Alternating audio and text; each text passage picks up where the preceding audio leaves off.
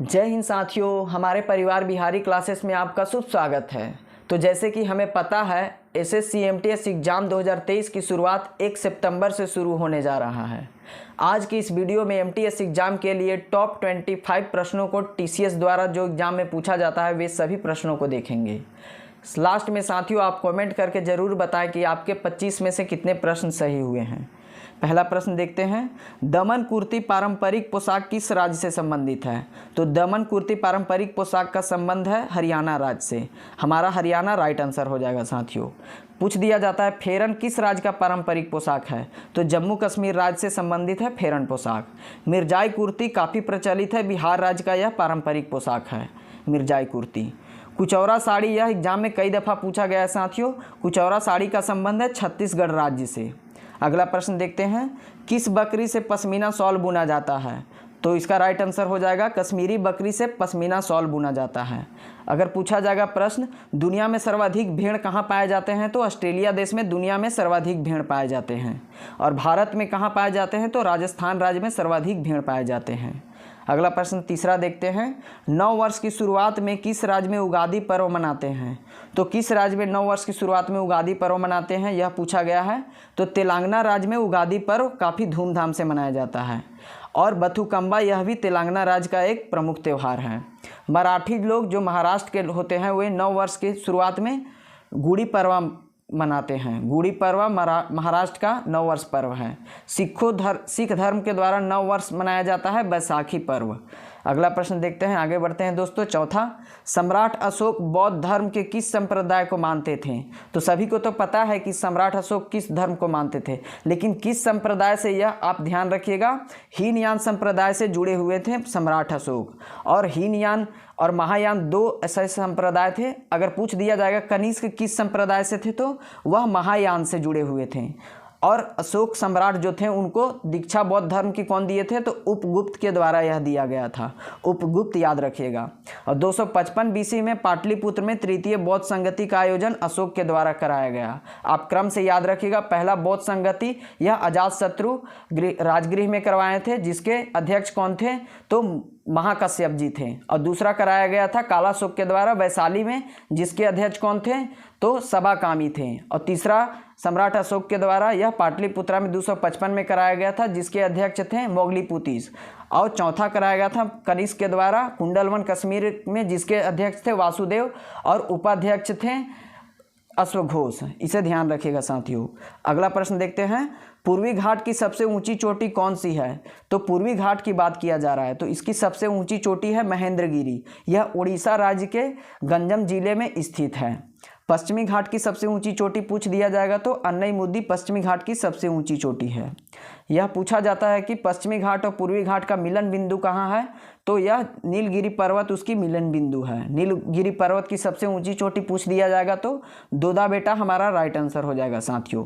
और भी फैक्ट याद रखते हैं कि सबसे प्राचीन पर्वत का नाम क्या है? तो अरावली पर्वत है, जिसके प्रमुख सबसे ऊंची चोटी का नाम है गुरु शिखर। इसे भी ध्यान रखिएगा साथियों। हमारा यह पिक्चर के माध्यम से समझाने का तरीका, हमारा यह एक्स्ट्रा फैक्ट वाला कंटेंट आपको पसंद आता है तो प्लीज़ आप अपने सभी साथियों को यह क्लास के बारे में बताएं और इस चैनल को सब्सक्राइब कर लें। अगला प्रश्न देखते हैं, छठा, हैंड इन हैंड युद्ध अभ्यास किन दो देशों के बीच होती है? तो यह काफ़ी इजी सवाल पूछ दिया गया।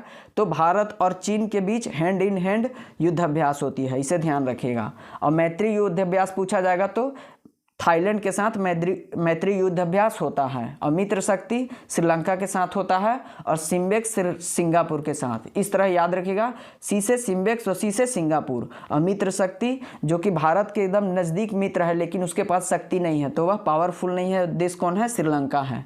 और मैत्री यानी कि भारत के कई सारे लोग पर्यटन के लिए थाईलैंड जाते हैं, तो वह मित्र की तरह है। तो थाईलैंड में मैत्री युद्ध अभ्यास होता है। अगला प्रश्न देखते हैं, वर्मा भारत से कब अलग हुआ था? तो भारत से वर्मा को अलग कर दिया गया 1937 में। और साथ ही याद रखिएगा बिहार और बंगाल को कब अलग किया गया था? तो 1912 में, जिसमें बिहार में उड़ीसा भी सम्मिलित था। और जब 1936 ईस्वी आया तो बिहार को उड़ीसा से भी अलग कर दिया गया। और गुजरात को पूछा जाता है गुजरात और महाराष्ट्र कब अलग हुआ था? तो 1 मई 1960 को गुजरात और महाराष्ट्र अलग हुए थे।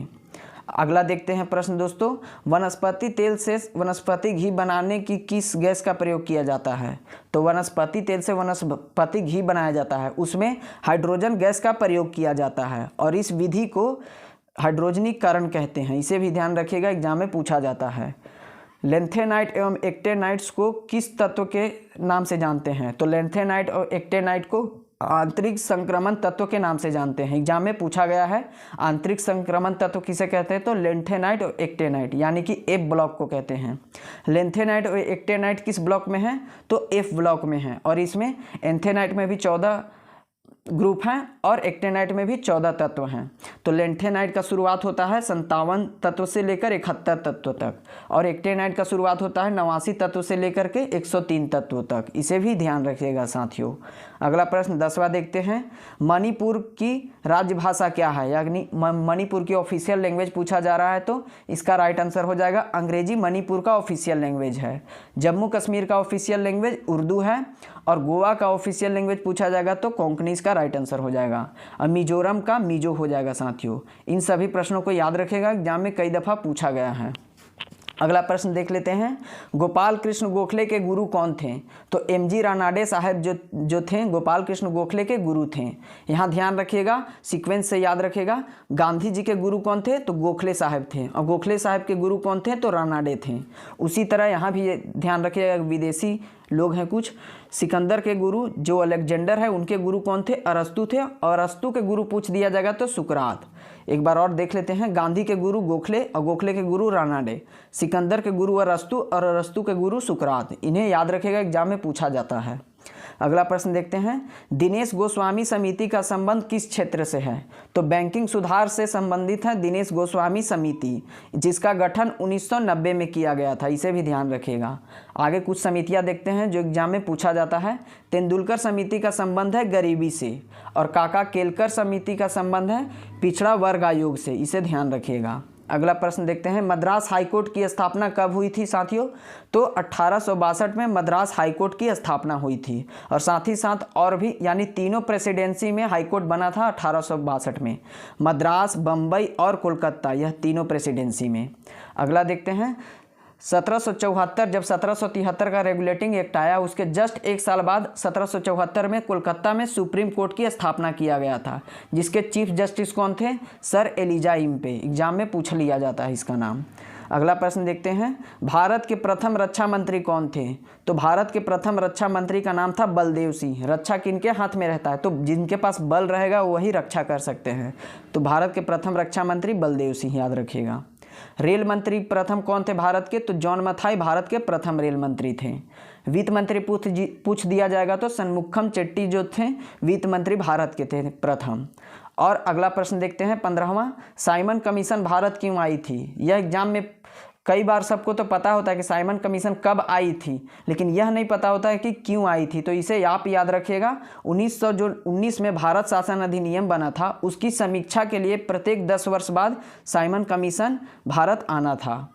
यह सफ़ेद कमीशन के नाम से जाना जाता था। क्यों? क्योंकि इसके 7 सदस्य थे जो कि सातों के साथ ब्रिटिश अंग्रेज थे, इसलिए साइमन कमीशन के नाम से जाना जाता है। साइमन कमीशन की स्थापना कब हुई थी? तो 1927 में इसकी स्थापना हुई थी और भारत कब आया था? तो 1928 में। और पंजाब केसरी जो थे लाला लाजपत राय साइमन कमीशन के विरोध करते समय साइमन गो बैक का नारा दिए और उसी समय लाठी से मारकर इनकी हत्या कर दी गई थी। इसे भी ध्यान रखिएगा साथियों। आगे देखते हैं प्रश्न नंबर 16, AK-47 राइफल का आविष्कार किसने किया था? तो यूपीएसआई के एग्जाम में यह प्रश्न पूछा गया था। AK-47 के आविष्कारक का नाम तो मिखाइल कलाशनिकोव इनका नाम था, जो कि रूस के एक इंजीनियर थे। याद रखिएगा, मिखाइल कलाशनिकोव AK-47 के आविष्कारक थे। परमाणु बम पूछ दिया जाएगा तो ओपेनहाइमर द्वारा परमाणु बम का आविष्कार किया गया था, जो कि अमेरिका के एक वैज्ञानिक थे। टैंक का आविष्कारक कौन थे? तो ब्रिटेन के एक इंजीनियर थे John fender. John fender tank के आविष्कारक थे। अगला प्रश्न 17 देखते हैं, ब्राज़ील जलधारा किस प्रकार की जलधारा है? तो ब्राज़ील जलधारा एक प्रकार की गर्म जलधारा है। और आगे देखते हैं और भी गर्म जलधारा, गल्फ स्ट्रीम, यह भी गर्म जलधारा, एग्जाम में कई बार पूछा गया है। और अलास्का, यानी कि ब्राज़ील, गल्फ और अलास्का, यह तीनों गर्म जलधारा हैं। और ठंडी जलधारा देख लेते हैं एग्जाम में पूछा जाने वाला। हम्बोल्ट जलधारा, लेब्राडोर जलधारा और कैनारी जलधारा, यह तीनों ठंडी जलधारा है, इसे भी याद रखिएगा। आगे बढ़ते हैं प्रश्न नंबर 18। अंतर्राष्ट्रीय ओलंपिक कमेटी की स्थापना कब हुई? तो कमेटी की स्थापना पूछा जा रहा है, तो 1894 में ओलंपिक कमेटी की स्थापना हुई थी, जिसका मुख्यालय ल्यूसाने स्विट्जरलैंड में स्थित है। और शुरुआत पूछा जाएगा कि इसकी ओलंपिक खेल की शुरुआत 1996 में हुआ था और ग्रीस की राजधानी एथेंस में इसका प्रथम आयोजन किया गया था। भारत कब उसमें शामिल हुआ था, एग्जाम में पूछा जाता है। तो भारत ओलंपिक में शामिल हुआ था 1900 में, दूसरा आयोजन में, जो कि फ्रांस की राजधानी पेरिस में इसका दूसरा आयोजन किया जा रहा था। अगला प्रश्न आगे बढ़ते हैं। 19 सीआरपीएफ की स्थापना कब हुई थी? तो साथियों याद रखिएगा, सीआरपीएफ की स्थापना 1939 में हुई थी, जब अंग्रेजों का शासन भारत में था, जिसका नाम था सीआरपीएफ का क्राउन रिप्रेजेंटेटिव पुलिस। क्योंकि उस समय भारत में अंग्रेजों का सरकार था, तो क्राउन के नाम से यह पुलिस को गठन किया गया था। लेकिन जब देश आज़ाद हमारा हुआ, उसके बाद 1949 में सीआरपीएफ का राष्ट्रीयकरण कर दिया गया, तब से नाम इसका रखा गया सेंट्रल रिजर्व पुलिस फोर्स। इसे याद रखिएगा साथियों। अगला प्रश्न देखते हैं। 20वां अखिल भारतीय वन सेवा कब जोड़ा गया? तो अखिल भारतीय वन सेवा यानी कि आईएफएस फॉरेन सर्विस कब जोड़ा गया है? तो 1966 में जोड़ा गया है। उससे पहले 1950 में दो सेवाएं थे, कौन कौन से? अखिल भारतीय प्रशासनिक सेवा एवं अखिल भारतीय पुलिस सेवा, यानी आईएएस और आईपीएस पहले थे 1950 से, और 1966 से आईएफएस भी जोड़ दिया गया, इसे भी याद रखिएगा। आगे बढ़ते हैं प्रश्न नंबर 21। मेगास्थनीज किसके दरबार में आया था? तो मेगास्थनीज चंद्रगुप्त के दरबार में आया था। मेगास्थनीज ने ही इंडिका नामक पुस्तक लिखे हैं, जो चंद्रगुप्त की जीवनी के बारे में लिखा गया है। और राजदूत कौन, यह किसका राजदूत था मेगास्थनीज? तो सेल्यूकस निकेटर का राजदूत था मेगास्थनीज। याद रखिएगा, सेल्यूकस निकेटर और चंद्रगुप्त के बीच युद्ध होता है, भीषण युद्ध, जिसमें सेल्यूकस निकेटर बुरी तरह हार जाता है और फिर अपनी एक बेटी सुंदर बेटी रहती है, उसकी शादी, जिसका नाम रहता है कार्नेलिया, उसकी शादी चंद्रगुप्त मौर्य के द्वारा कर दिया जाता है और चंद्रगुप्त मौर्य 500 हाथी गिफ्ट के रूप में निकेटर को देता है। और यहाँ याद रखिएगा, इब्न बतूता कहाँ का था? तो यह मोरक्को का था और यह मोहम्मद बिन तुगलक के दरबार में आया था। यह याद पूछा जाता है, यात्री इब्न बतूता किसके दरबार में आया था? तो मोहम्मद बिन तुगलक के। और ह्वेन-सांग किसके दरबार में आए थे? तो यह हर्षवर्धन के दरबार में। फहियान पूछ दिया जाएगा, तो यह चंद्रगुप्त द्वितीय यानी विक्रमादित्य के दरबार में आए थे। अगला प्रश्न देखते हैं। 22वां लोकसभा के उपाध्यक्ष, जिन्हें हम प्रोटेम स्पीकर के नाम से जानते हैं, उनकी नियुक्ति कौन करते हैं? तो लोकसभा के प्रोटेम स्पीकर की नियुक्ति राष्ट्रपति के द्वारा किया जाता है। राइट आंसर हमारा प्रेसिडेंट हो जाएगा। और अध्यक्ष की नियुक्ति कौन करते हैं? लोकसभा के अध्यक्षों की नियुक्ति सांसद जितने भी होते हैं वे सभी मिलकर एक अध्यक्ष चुनते हैं। देखते हैं राष्ट्रपति द्वारा नियुक्त किया गया और भी पद, तो प्रधानमंत्री राष्ट्रपति ही नियुक्त करते हैं और राज्यपाल राष्ट्रपति के द्वारा नियुक्त किया जाता है। उपराज्यपाल यह भी राष्ट्रपति, और महान्यायवादी अटॉर्नी जनरल ऑफ इंडिया यह राष्ट्रपति के द्वारा नियुक्त किया जाने वाला पद है। आगे देखते हैं, प्रोटीन किस खाद्य पदार्थ में सर्वाधिक पाया जाता है? तो सोयाबीन में प्रोटीन सर्वाधिक मात्रा में पाया जाता है साथियों। प्रोटीन और कार्बोहाइड्रेट में 1 ग्राम खाने के बाद 4.2 कैलोरी हमें ऊर्जा प्राप्त होती है। याद रखेगा, प्रोटीन और कार्बोहाइड्रेट दोनों में 1 ग्राम अगर आप खाइएगा तो 4.2 ग्राम आपको कैलोरी मिलेगा ऊर्जा। वसा में सर्वाधिक पाया जाता है। 1 ग्राम अगर आप वसा खाइएगा तो उसमें 9.2 कैलोरी ऊर्जा मिलेगा। अगला प्रश्न देख लेते हैं। तुजू के जहांगीरी किसकी आत्मकथा है? तो यह जहांगीर की आत्मकथा है, तुजू के जहांगीरी। अब बाबरनामा यह बाबर के द्वारा लिखा गया उनकी आत्मकथा है। बाबरनामा में कृष्णदेव राय के बारे में वर्णन किया गया है। याद रखिएगा, हुमायूं नामा हुमायूं का आत्मकथा है। यह उनकी बेटी गुलबदन बेगम के द्वारा लिखा गया था। गुलबदन बेगम ने हुमायूं नामा लिखा है। अगला लास्ट प्रश्न देख लेते हैं। भारत का सबसे शक्तिशाली सुपर कंप्यूटर क्या है? तो परम प्रवेगा वर्तमान में भारत का सबसे शक्तिशाली सुपर कंप्यूटर है। और विश्व में पूछ दिया जाएगा कि सबसे शक्तिशाली कंप्यूटर वर्तमान में कौन है? तो फ्रंटियर, जो कि अमेरिका के द्वारा बनाया गया है। इससे पहले फुगाकू था, जो कि जापान के द्वारा सबसे शक्तिशाली सुपर कंप्यूटर बनाया गया था। एग्जाम में कई दफ़ा पूछा गया प्रश्न है कि भारत का प्रथम सुपर कंप्यूटर का नाम क्या था?